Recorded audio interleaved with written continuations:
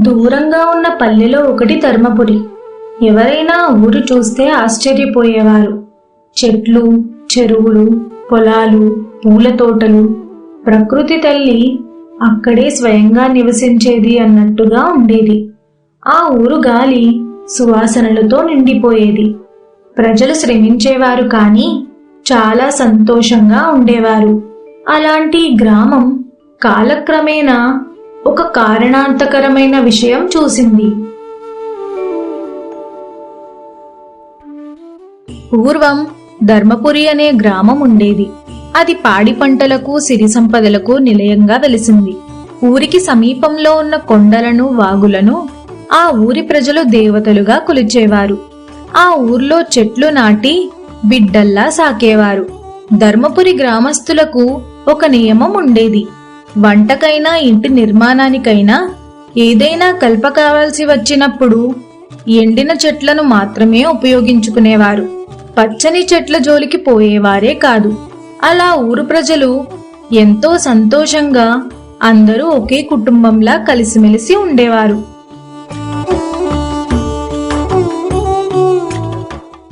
రాదమ్మా, ఉదయాన్నే సూర్యకాంతి ఎంత మృదువుగా ఉందో చూసావా? ఈ పచ్చటి పొలాలు, ఆ కొండలు, మన భూదేవి చాలా అందంగా ఉంటుంది కదా. అవును తాత, మన ఊరంటే అంతే మరి. మనకి నీటి సదుపాయం, పంటల సాఫల్యం ఇవన్నీ ఎక్కువే. ఇవన్నీ ఉండబట్టే మనం సంతోషంగా ఉంటున్నాం తాత. సరే గాని తాత, ఇవాళ పొలం కాడికి వెళ్ళవా? వెళ్తాను. వెళ్ళకపోతే ఎలాగా? నిన్నే వరి చేను నాట్లు వేశాము. ఈ రోజు ఎలా ఉన్నాయో చూసి రావాలిగా. వెళ్ళి చూసి వస్తాను. నువ్వెక్కడికి బయలుదేరావే రాదా? మా మామ పొలం కాడ ఉన్నాడు, అన్నం పట్టుకెళ్తున్నాను. సరే తాత, నేను వెళ్తాను. మా మామకి భోజనం ఆలస్యం అయిపోతుంది. రాధా, ఆ దూరంగా వచ్చేది ఎవరే? ఎవరంటావేంటి? మన సుబ్బమ్మత్త ఎక్కడికో వెళ్ళినట్టుంది. హడావిడిగా వచ్చేస్తుంది. ఎక్కడికి వెళ్ళిందంటావు? అంత హడావిడిగా వచ్చేస్తుంది. దాని హడావిడి చూస్తుంటే ఏదో అయినట్లుంది. ఆపి అడుగు. ఏ, నువ్వు అడగొచ్చు కదా తాత. మా మామకి భోజనం ఆలస్యం అయిపోతుంది, నేను వెళ్ళొద్దు. నువ్వే సుబ్బమ్మత్తని అడిగి తెలుసుకో. నేను వెళ్తాను. అంత కంగారు పడకు. మీ ఆయన అక్కడికి వెళ్ళిపోడు. ఆ పొలంలోనే ఉంటాడు. కాసేపు ఆకలి కాగలేడా ఏంటి? పిల్ల తొందర పడిపోతుంది. నీకేంటి తాత, నువ్వు ఉదయాన్నే సద్దన్నం తినేస్తావు. ఇంక నీకు ఆకలేముంటుంది? ఏమైనా అంటావు. తప్పుకో తాత, నేను వెళ్ళాలి. అలా రామయ్య, రాధ మాట్లాడుకునే లోపే సుబ్బమ్మ అక్కడికి వస్తుంది. ఏంటి రామయ్య తాత, రాధతో ఏం మాట్లాడుతున్నావు? అంత రుసరుసలు పడుతూ ఏమంటున్నావు రాధతోటి? నన్నేమంటాడు రామయ్య తాత? నీ గురించే మాట్లాడుకుంటున్నాం. నా గురించా? నా గురించి ఏం మాట్లాడుకుంటున్నారు మీరిద్దరూ? నేనేం చేశాను? తాతకి మరి ఏమీ పని లేదు. చెప్పండి, ఏం మాట్లాడుకుంటున్నారు? ఏమీ లేదు సుబ్బమ్మత్త. నువ్వు కంగారుగా వస్తున్నావు కదా.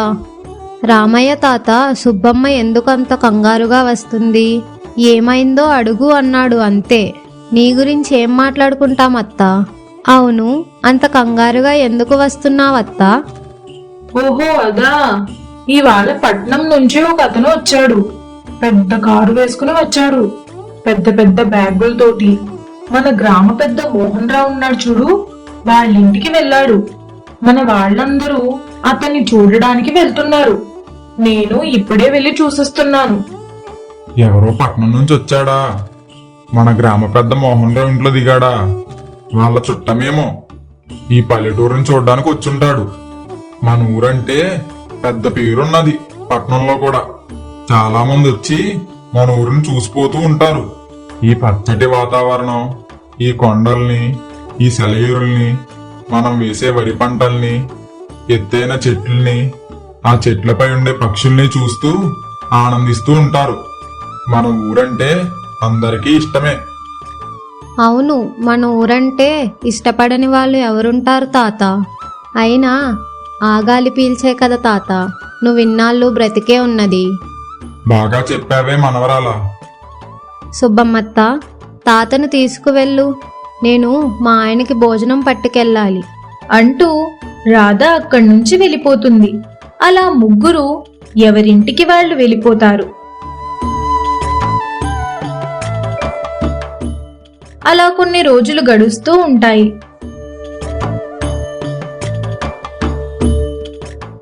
ఒకరోజు గ్రామ పెద్ద మోహన్ రావు ఆ ఊర్లో ప్రజలందరినీ తన దగ్గరకు రమ్మని కబురు పంపిస్తాడు. అలా ఊర్లో జనమంతా గ్రామ పెద్ద మోహన్ రావు దగ్గరకు వస్తారు. చూడండి, ఇతని పేరు నాగేశ్వరరావు, పట్నం నుంచి వచ్చారు. ఈయన పట్నంలో పెద్ద వ్యాపారవేత్త. ఈయనకి పట్నంలో చాలా పెద్ద పెద్ద వ్యాపారాలున్నాయి, అలాగే పెద్ద పెద్ద కంపెనీలు కూడా ఉన్నాయి. ఈయన మన ఊరికి ఎందుకు వచ్చారంటే, మన చుట్టుపక్కల అడవులున్నాయి కదా, వాటిని బంగారం చేయడానికి వచ్చారు. అందుచేత మీరందరూ మాకు సహాయం చేయండి. అడవిని బంగారంలా ఎలా చేస్తారయ్యా? అయినా ఇప్పుడు మన ఊరు బంగారంలానే ఉంది కదా. ఒరేయ్, బంగారం అంటే అది కాదురా, డబ్బు ధనం. బంగారం అంటే అది. అది మీ దగ్గర ఉందా చెప్పండి. అది లేకపోతే ఏంటి మోహన్ రావు గారు? మా దగ్గర అంతకన్నా విలువైనదే ఉంది, ప్రకృతి. దాన్ని మించిన ధనం ఉందా? అయినా సంతోషం అంతా మా ఊర్లోనే ఉంది. ఇంకంతకన్నా సంతోషం ఏం కావాలి చెప్పండి? ఈ అడవులు, ఈ గాలి, ఈ వాతావరణం, ఇంతకు మించి ఏం కావాలి చెప్పండి అయ్యా. మీరు మరీ పిచ్చోడిలా మాట్లాడుతున్నారు. ఈ అడవుల వల్ల మీకు ఏం లాభం? అడవిలో దొరికే కాయల్ని మీరు తినలేరు, అడవిలో దొరికే దుంపల్ని అమ్మలేరు. ఇంకా వాటి వల్ల మీకు ఉపయోగం ఏంటి? కానీ ఆ చెట్లు నరికి వ్యాపారం చేస్తే పోలెడు డబ్బులు, బంగారం, అలాగే బస్తీ జీవితం మీకు దొరుకుతుంది. ఏమంటారు చెప్పండి. నాగేశ్వరరావు గారు, ప్రకృతి మాకు జీవనాధారం కదా, దాన్ని మేము ఎలా వదులుకుంటాం చెప్పండి. ఏంటి, మీకు ప్రకృతి జీవనాధారమా? ఓహో, ప్రకృతి లేకుంటే జీవితమే లేదా? మీరు ఒక్కసారి వచ్చి నగరాల్లో చూడండి, సంతోషం అంటే ఏంటో తెలుస్తుంది. ఈ మారుమూల ఊర్లో ఉండి ఈ 4 గోడల మధ్య సంతోషం ఉంది అంటున్నారు. మరి లెక్కలేని బయట ప్రపంచం అంతా ఏమైపోవాలి? డబ్బుంటే సంతోషం అదే వస్తుంది. మీలో ఎవరు ముందుకు వస్తారో చెప్పండి. ఈ తాతతో మాటలు ఎందుకు? వ్యాపారవేత్త మాటలు కొందరికి ఆకర్షణీయంగా అనిపించాయి. మెల్లమెల్లగా ఆ ఊరు మనుషుల్లో ఆశలు పుట్టుకొచ్చాయి. కాని రామయ్య మరియు ఆ ఊర్లో ఉండే కొంతమంది పెద్దవాళ్లకు ఈ విషయం నచ్చలేదు. చూడండి పిల్లలారా, చెట్లను నరకడం వల్ల చాలా ప్రమాదాలు ఉన్నాయి. చెట్లను నరకడం వల్ల సకాలంలో వర్షాలు పడవు, నదుల్లో నీరుండదు, అలాగే పంటలు కూడా పండవు. రేపు మీ పిల్లలకి భవిష్యత్తు అనేదే ఉండదు. నా మాట వినండి. నా గురించి కాదు, మీ పిల్లల గురించి ఆలోచించి అంటున్నాను. ప్రకృతిని నాశనం చెయ్యొద్దు. ఇన్నాళ్ళు ఈ ప్రకృతి మీదే ఆధారపడి బతికిన వాళ్ళం. ఇంక తర్వాత కూడా బ్రతకలేమంటారా చెప్పండి. నా మాట విని అతన్ని వచ్చిన దారినే పంపేయండి. పెద్దవాడిని చెబుతున్నాను కదా అనుభవం చేత. తాత, నీ కాలం పోయింది, ఇప్పుడు కొత్త కాలం వచ్చింది. పాత చెట్లు కూలిపోతే కొత్త చెట్లు మొలుస్తున్నాయి, అలాగే ఇది కూడాను. నీ తరం అయిపోయింది, ఇప్పుడు కొత్త తరం వచ్చింది. వీళ్లను కూడా ఈ 4 గోడల మధ్యలో ఉంచాలనుకోవడం తప్పు. వాళ్ళకి నచ్చినట్లు బతకనివ్వు. ఎందుకు వాళ్ళని ఇబ్బంది పెడతావు? ఏమయ్యా పెద్ద మనిషి, నీకు పెద్దవాళ్ళని గౌరవించడం రాదా?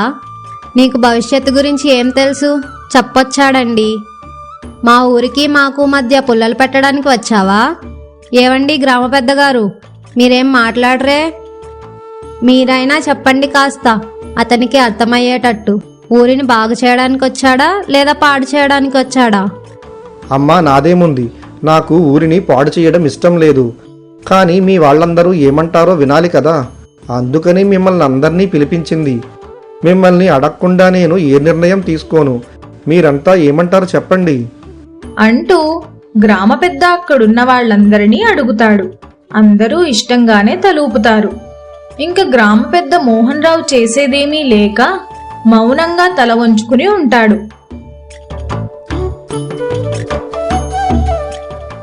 అప్పటి నుంచి ఆ ఊరు ప్రజలు చెట్లు నరకడం ప్రారంభిస్తారు. ఈ వ్యాపారవేత్త ఆ చెట్లు నరకగా వచ్చిన డబ్బులతో తన వ్యాపారాన్ని ఇంకా పెద్దగా పెంచుకుంటాడు. అలా కాలం చాలా వేగంగా దూసుకు వెళ్ళిపోతుంది. కొంచెం కొంచెంగా అడవి మొత్తం తరిగిపోతూ వచ్చింది. పెద్ద పెద్ద వృక్షాలు నేలకు వరగడం ప్రారంభించాయి. పక్షులకు నివాస స్థావరాలు పోయాయి. ఎటు వెళ్లాలో తెలియక పక్షులన్నీ అరుస్తూ ఉంటాయి. రాను రాను వాతావరణంలో మార్పులు చెంది వానలు కురవడం ఆగిపోయాయి. చెరువులు ఎండిపోయాయి. భూమిలో ఉన్న తడి ఆరిపోయి బీటలివ్వడం మొదలయ్యింది. ప్రకృతి మౌనంగా ప్రతీకారం తీర్చుకుంది. కానీ ప్రజల్లో మార్పు రాలేదు. ఒకరోజు, ఆ రోజు మీరు ఎంత చెప్పినా వినిపించుకోలేకపోయారు ఈ ఊరు ప్రజలు. ఇప్పుడు చూడు, పిల్లలకు తిండి గింజలు కూడా లేవు. ఎవడో బయటవాడి మాటలు విని మన ఊరినే నాశనం చేసుకున్నాం. ఇప్పుడు ఎవరు బాధపడుతున్నారు? మనము, మన పిల్లలు, అలాగే మన ఊరు ప్రజలు. బయటవాడు వచ్చి బాగానే దోచుకుపోయాడు అడవినంతా. ఆడు బాగుపడ్డాడు. వాడి మాయమాటలు విని మన భవిష్యత్తును పాడు చేసుకున్నాం. ఇప్పుడు అనుకుంటే ఏం లాభం? అంతా అయిపోయింది. ఇంకా మనం ఏ ఊరైనా వెళ్ళి ఏమైనా కొత్త పనులున్నాయేమో వెతుక్కోవాలి. ఇంకా ఈ ఊర్లో ఏముంది? ఇంతలో ఒక వ్యక్తి, అవును తాత, నువ్వు చెప్పింది నిజమే. అప్పుడు నీ మాట మేమెవ్వరం వినలేదు. మా స్వార్థమే మా అందరినీ ముంచింది. క్షమించు తాత. అప్పుడు చెరువు నిండా నీరు ఉండేది. వ్యవసాయం బాగా చేసుకునే వాళ్ళం. ఇప్పుడు ఒక్క నీటి బొట్టుంటే ఒట్టు అంతా ఆవిరైపోయింది. చివరకు మన ప్రజలంతా ఈ ఊరిని వదిలి వెళ్ళిపోవాల్సి వచ్చింది. ఒకప్పుడు ధర్మపురి ఎంతో పచ్చటి వాతావరణంతో కలకల్లాడుతూ ఉండేది. ఇప్పుడు బూడిద అయిపోయింది. ఇప్పుడు ఒక్కొక్కళ్ళు మన ఊరు వదిలి వెళ్ళిపోతున్నారు. మన స్వార్థమే ఒక ఊరిని నాశనం చేసేసింది. ఇప్పుడు వేరే ఊరు వెళ్ళాలి. పిల్లల్ని తీసుకుని వెళ్ళి ఎలా బ్రతకాలో ఏమిటో. పిల్లల్ని తీసుకుని వెళ్ళాలంటే మాటలా? ఆ పిల్లలకి మంచి భవిష్యత్తు ఉంటుంది ఈ ఊర్లో అనుకున్నాను. మనలాగే స్వచ్ఛమైన వాతావరణంలో పచ్చటి ప్రకృతి మధ్య మనం ఎలా జీవించామో మన పిల్లలు అలాగే జీవిస్తారు అనుకున్నాను. కానీ మనం ఏమీ అవి మిగల్చలేకపోయాం. మన పిల్లలకి ఆస్తి లేకపోయినా పర్వాలేదు. పచ్చని ప్రకృతి ఉంటే ఆ ప్రకృతే రక్షిస్తూ ఉంటుంది. మన తాత ముత్తాతల కాలం నాటి నుంచి మనం ఇక్కడే ఉన్నాం. మన ముత్తాతలు బ్రతికారు, మన తాతలు బ్రతికారు. ఇప్పుడు మనం కూడా బ్రతికే వాళ్ళమే. కానీ చెట్లు నరకడం వల్ల ఎంత ప్రమాదం వచ్చిందో చూసావా? అవును రాధా, మా దురాశే ఈ ఊరిని నాశనం చేసింది. చివరికి ఆ ఊరి ప్రజలు తమ పుట్టి పెరిగిన ఊరును వదిలి పట్టణానికి వెళ్ళిపోయారు. ఒకప్పుడు పచ్చటి పొలాలతో, ఎత్తైన కొండలు, చెరువు నిండా నీరు, వృక్షాలతో ప్రకృతి తల్లి అక్కడే నివసిస్తున్నట్టుగా ఉండే ఆ ఊరు ఇప్పుడు మసిదిబ్బలా మారిపోయింది. అలా కొన్ని సంవత్సరాల తర్వాత ఆ ఊరికి ఒక సాధువు వస్తాడు. తన కళ్ళ ముందు కనిపిస్తున్న ఆ దృశ్యాన్ని చూసి గుండె చలించిపోతుంది. పక్షులు లేని ఆకాశం, నీడలేని భూమి, జీవం లేని ఊరు, ఇదంతా చూసిన సాధువుకి ఏం చెయ్యాలో అర్థం కాక ఇలా అనుకుంటాడు. అమ్మా వనదేవత, ఏమిటమ్మా, ఒకప్పుడు నువ్విక్కడే నివసిస్తున్నావని అనుకున్నాను. ఇప్పుడు ఊరంతా ఒక మట్టి దిబ్బలా అయిపోయింది. ఇది నీ తప్పు ఏమీ కాదు, మానవుల స్వార్థ ఫలితమే. కానీ ప్రకృతి ఎప్పుడూ చనిపోదు, నిద్రపోతుంది అంతే. దాన్ని మనం వెళ్ళి మేల్కొల్పాలి అంతే. అలా సాధువు మొక్కలు నాటడం ప్రారంభిస్తాడు. అలాగే చెరువులు తవ్వటం ప్రారంభిస్తాడు. అలా కొన్ని సంవత్సరాలకి తిరిగి ఆ ఊరు మళ్లీ పచ్చదనాన్ని సంతరించుకుంది. మెల్లగా వానలు కురవడం ప్రారంభించాయి. చెరువులన్నీ నీళ్లతో నిండాయి. పక్షులు రావటం మొదలుపెట్టాయి. మళ్లీ ధర్మపురి తిరిగి ప్రాణం పోసుకుంది. ఆ సాధువు పుణ్యమా అంటూ మళ్ళీ ఆ ధర్మపురి పచ్చదనాన్ని సంతరించుకుంది. అలా కొన్ని రోజులకి పట్నంలో ఉండే ఒక యువకుడు తన పుట్టిన ఊరు ఎలా ఉందో చూడాలని ధర్మపురికి వస్తాడు. ఆ ఊరిని చూసి ఇలా అనుకుంటాడు. ఒకప్పుడు మసిదెబ్బలాగా అయిపోయిన ఈ ఊరు మళ్ళీ పచ్చగా ఎలా తయారైంది? ఇప్పుడు ఎంత పచ్చగా ఉందో ఊరంతా. అక్కడ పాకలో ఎవరో ఉన్నట్టున్నారు. ఎవరో ఆయన. ఒకసారి ఆయన్ని కలవాలి. స్వామి, తమరెవరు? ఈ ఊరు ఎప్పుడొచ్చారు? మళ్ళీ ఈ ఊరు పచ్చగా ఎలా అయింది? ఒకప్పుడు మా ముత్తాతలు, మా తాతలు మేమందరం ఇక్కడే ఉండేవాళ్ళం. కానీ ఈ ఊరికి కరువు వచ్చింది. అందుకని ఈ ఊరి జనమంతా ఈ ఊరిని వదిలిపెట్టి పట్నానికి వెళ్ళిపోయాం. మళ్ళీ ఇన్ని సంవత్సరాల తర్వాత ఈ ఊరిని చూద్దామని వచ్చాను. మళ్ళీ ఈ ఊరిని ఇంత అందంగా చూస్తానని అనుకోలేదు స్వామి. ఇది ఎలా సాధ్యమైంది స్వామి? అవునా నాయనా, నువ్వు పుట్టిన ఊరిని చూద్దామని వచ్చావా? చూసావా ఎలా ఉంది మీ ఊరిప్పుడు? చాలా పచ్చగా ఉంది కదూ. అవును స్వామి, మళ్ళీ మా ఊరు ఇంత అందంగా ఉంటుందని అనుకోలేదు. ఇది ఒక కలలా ఉంది స్వామి. ఏం చేశారు స్వామి మీరు? నేనేమీ చేయలేదు నాయనా. మొక్కలు నాటాను, వాటిని సంరక్షణగా చూసుకున్నాను. మొక్కలు పెరిగి పెద్దవయ్యి వాటి విత్తనాలు పడి మళ్ళీ మొక్కలు మొలవడం మొదలుపెట్టాయి. అలా మళ్ళీ ప్రకృతి తనను తానే సంతరించుకుంటుంది. మనం మొక్కల్ని నాటడం, మొక్కల్ని ప్రేమగా చూసుకోవాలి, అంతే చాలు. తర్వాత ప్రకృతి మనల్ని చూసుకుంటుంది. మీరు ఎప్పుడైనా మొక్కల్ని నాశనం చెయ్యాలి అనుకుంటే ఆమె మౌనం వహిస్తుంది, అంతే. స్వామి, నేను పట్నంలో పని చేసుకుంటున్నాను. కానీ ఈ ఊరు నాకు జీవితాన్ని గుర్తు చేసింది. నేను మళ్ళీ ఈ ఊరు తిరిగి వచ్చి వ్యవసాయం చేయాలనుకుంటున్నాను. ఏమంటారు స్వామి? సంతోషంగా రావచ్చు. నువ్వు తిరిగి మళ్ళీ వ్యవసాయం చేసుకొని కొత్త జీవితం ప్రారంభించు నాయనా. అలా ఆ యువకుడు తిరిగి తన కుటుంబంతో ఆ ఊరు వచ్చి వ్యవసాయం చేసుకోవడం మొదలు పెడతాడు. ఈ వార్త పట్టణంలో ఉన్న గ్రామస్తులందరికీ తెలుస్తుంది. మళ్ళీ క్రమంగా తిరిగి గ్రామస్తులంతా తమ సొంత ఊరికి తిరిగి వస్తారు. వ్యవసాయం మొదలు పెడతారు. అలా ధర్మపురి జనాలతో నిండి ఉంటుంది. అలా కొన్ని రోజుల తరువాత మనమందరం మళ్ళీ ఇలా కలుస్తామని అనుకోలేదు. ఒకప్పుడు ఇలా చెట్లు కింద కూర్చొని సరదాగా మాట్లాడుకునే వాళ్ళం. మనందరం కలిసాము. ఏమైనా మన ఊరు మనూరే. ఎవరో దూరంగా వస్తున్నట్లున్నారు. ఎవరే రాదా వాళ్ళు? ఏమో తాత, అతను ఎవరో నాకు తెలీదు. దగ్గరగా రాని చూద్దాం. పాపం ఎవరో నడవలేక నడుస్తున్నాడు. వెళ్ళి చేయి పట్టుకొని తీసుకురా. సరే తాత, నేను వెళ్ళి తీసుకువస్తానులే, కంగారు పడకు అంటూ రాధా వెళ్తుంది. అయ్యా, తమరు నాగేశ్వరరావు గారేనా? అవునమ్మా, నేనే నాగేశ్వరరావుని. అయ్యా, తమరు ఏంటి ఇలా అయిపోయారు? ఏం జరిగిందయ్యా? ఒకప్పుడు చాలా బాగుండేవారు కదా, ఇప్పుడు ఎందుకు ఇలా అయిపోయారు మీరు?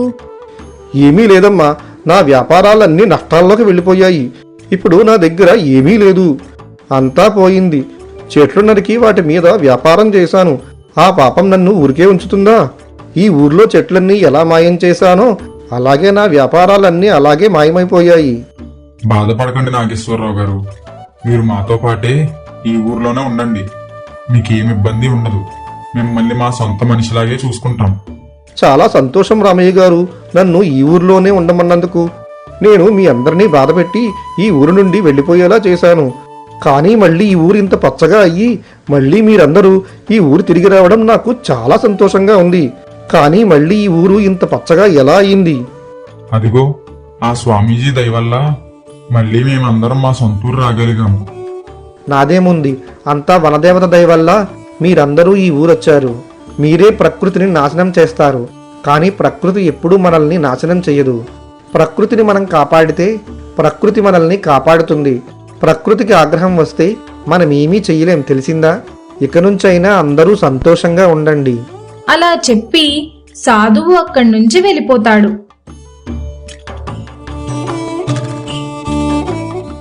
ఇప్పుడు అక్కడ ప్రజలంతా ప్రకృతిని ఆరాధిస్తూ ఎంతో సంతోషంగా జీవిస్తారు.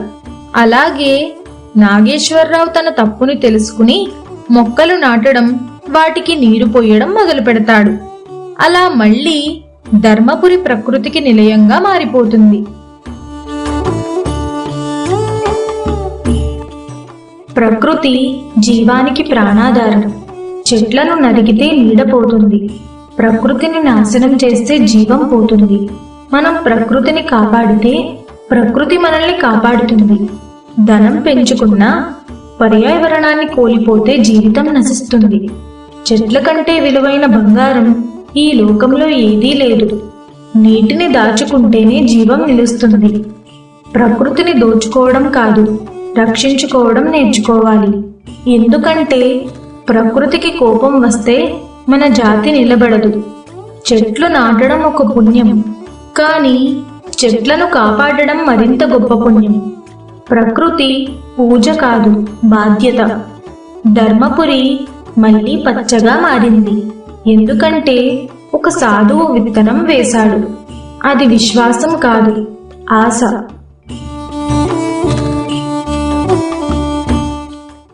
మా వీడియో గనుక మీకు నచ్చినట్లయితే లైక్ చేయండి, షేర్ చేయండి, కామెంట్ చేయండి. మరిన్ని మంచి కథల కోసం మా ఛానల్ని సబ్స్క్రైబ్ చేసుకోండి.